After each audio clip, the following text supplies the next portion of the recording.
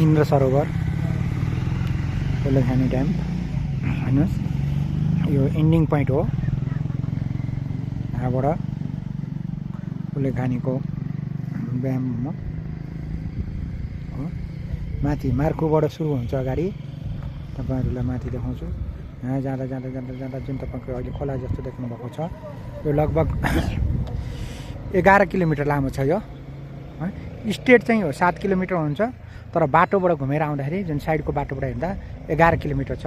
यो कुलेखानी हो यसैबाट नै हामीहरुको बिहान र बेलुकाको लागि जुन विद्युत निकाल्ने जुन छ हुन्छ तपाईले त्यहाँ परपट्टि एउटा सानो देख्नु भएको होला त्यहाँबाट पानी छिराइएको हुन्छ यहीँबाट कुलेखानी 1 कुलेखानी 2 र कुलेखानी 3 को बिजुली उत्पादन हुन्छ यो ठाउँ म करिब पहिला म 9-10 वर्षको हुँदा लगभग 40 सालतिर आएको थिएँ आज आउँदाखेरि पनि आज म उता मार्कुतिरबाट घुमेर आउँदाखेरि त्यो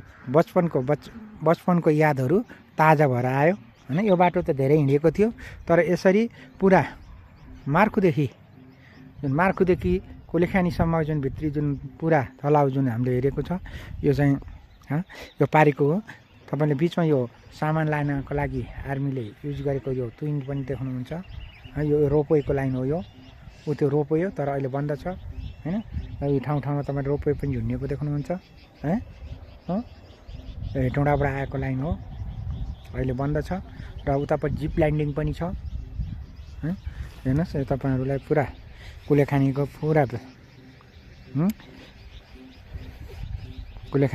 तपाईलाई हैन मौसम एकदम चिसो छ यहाँ अहिले बिहान एकैछिन यहाँ मात्र घाम लागेको छ अहिले तपाईसँग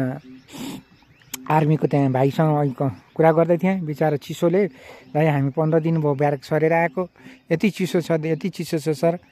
कालो भइसक्यो जाडोले थलप भन्दै थिएँ धन्यवाद।